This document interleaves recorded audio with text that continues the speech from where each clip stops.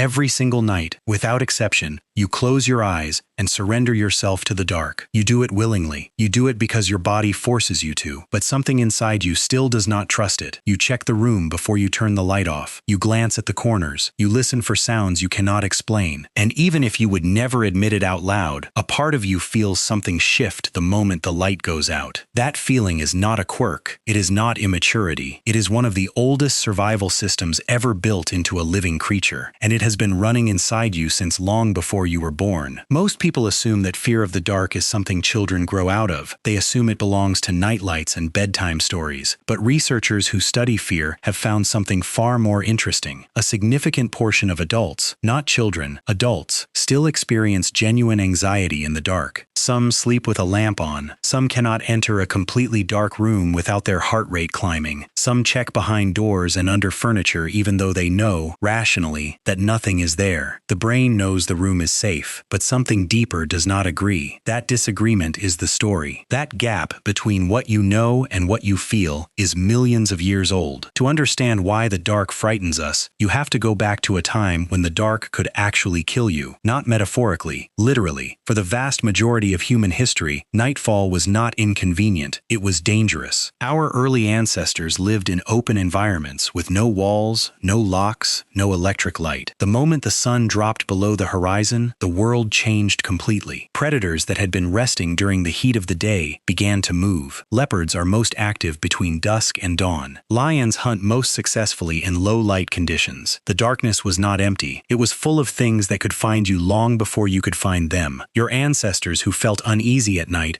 were more likely to stay close to the fire. They were more likely to stay quiet, stay alert, stay alive. Your ancestors who felt completely comfortable in the dark were more likely to wander off and not return. That is not a small detail. That is natural selection operating on a feeling. The anxiety you feel in a dark room tonight is the evolutionary inheritance of every human being who made it through the night before you. The part of your brain responsible for this response is called the amygdala. It is a small structure buried deep inside your brain, and it does not reason. It does not weigh evidence. It does not stop to consider whether your bedroom is actually dangerous. Its job is to detect threat and respond immediately. And one of the most consistent threat signals it responds to is the absence of visual information. When the lights go out, your brain loses its dominant sense. Humans are intensely visual animals. We rely on sight more than any other sense to build a picture of the world around us. When that picture disappears, the amygdala does not simply wait patiently for the lights to come back on. It activates. It begins scanning other senses, sound, smell, the sensation of air moving in the room, and in the absence of clear information, it fills the gaps with threat. This is called threat anticipation. Your brain would rather assume something dangerous is present and be wrong than assume nothing is there and be right. Being wrong costs you embarrassment. Being wrong in the other direction could have cost your ancestors their lives. The brain has learned, over countless generations, that caution in the dark is always the safer bet. This is also why silence in the dark feels more frightening than noise. Complete silence removes another source of information. When your brain cannot see and cannot hear clearly, it escalates its alert level even further. A creak in the floor, a rustle outside the window,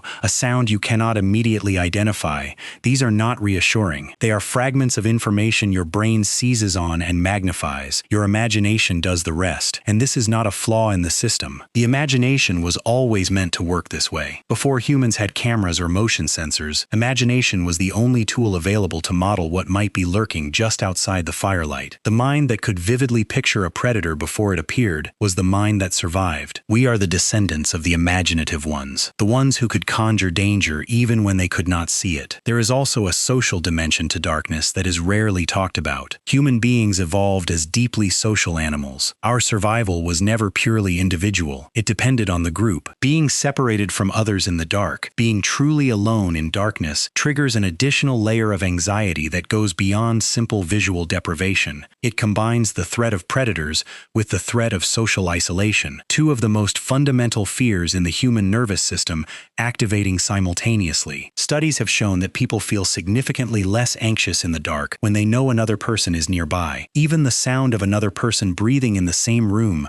reduces measurable physiological stress. This is the nervous system responding to something it understands from deep in our evolutionary past. Company meant safety. Isolation in the dark meant vulnerability. Darkness also does does something specific to the brain's ability to regulate time and reality. When you enter a completely dark environment, your brain begins to lose its sense of the predictable world. Normal cues that anchor you, shadows, light changes, spatial depth, disappear. What replaces them is a heightened internal state. Some people describe it as a feeling of unreality. Others describe a pressing sensation, as if the darkness itself has weight. These experiences are neurologically real. They are not products of an overactive imagination. They are the result of a brain that has been deprived of its primary input and is compensating with heightened internal processing. Some researchers believe this is why humans in completely dark environments throughout history, in caves, in underground spaces, in windowless rooms, have reported visions and unusual experiences. The dark does not just frighten,